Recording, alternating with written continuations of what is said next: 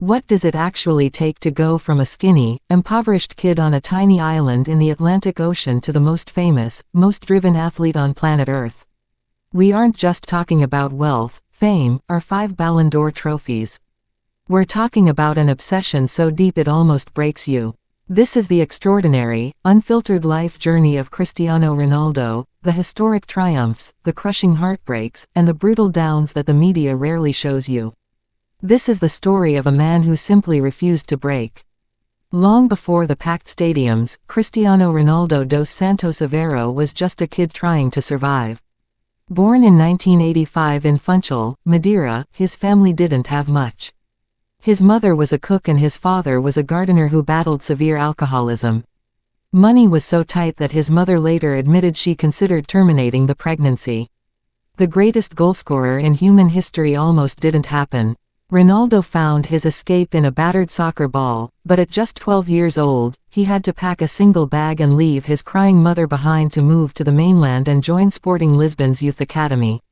He was isolated, alone, and the kids in Lisbon mocked his thick Madeiran accent. He cried himself to sleep nearly every single night. At school, things boiled over when a frustrated and disrespected teenage Ronaldo famously threw a chair at his teacher and was expelled. It was a massive low point. But instead of letting it ruin him, he made a definitive choice. He walked away from school entirely and put 100% of his soul into soccer. He sneaked into the gym late at night, tying weights to his ankles and practicing stepovers until his feet bled. He decided he would either be the best in the world, or nothing at all. His life changed forever during a preseason friendly in August 2003 when Sporting Lisbon played English powerhouse Manchester United. An 18-year-old Ronaldo left the legendary United defenders completely dizzy, prompting the players to beg manager Sir Alex Ferguson to sign him. Days later, he was in England, handed the iconic number 7 shirt worn by legends like David Beckham. The pressure was astronomical, and the Premier League wasn't a fairy tale at first. He was criticized for doing too many tricks and being too fragile. Then came a crushing personal tragedy in 2005 when Ronaldo received the devastating news that his father had passed away from liver failure. Heartbroken, he chose to play through the grief. A year later at the 2006 World Cup, he became public enemy number 1 in England after his infamous wink following the red card of his United teammate, Wayne Rooney. The British media wanted to destroy him, and fans booed his every touch. But watch how a champion responds to hate. Ronaldo didn't run away. He returned to Manchester, put his head down, and went on an absolute tear. In the 2007-2008 season, he bagged a mind-blowing 42 goals, won the Champions League, and captured his very first Ballon d'Or. He had conquered England, but his ultimate destiny was waiting under the hot Spanish sun. Real Madrid bought Ronaldo in 2009 for a world record fee, welcoming him to a packed Santiago Bernabéu stadium with 80,000 screaming fans. For the next 9 years, the soccer world witnessed the greatest individual rivalry in sports history, Cristiano Ronaldo versus Lionel Messi. Year after year, they pushed each other to superhuman heights.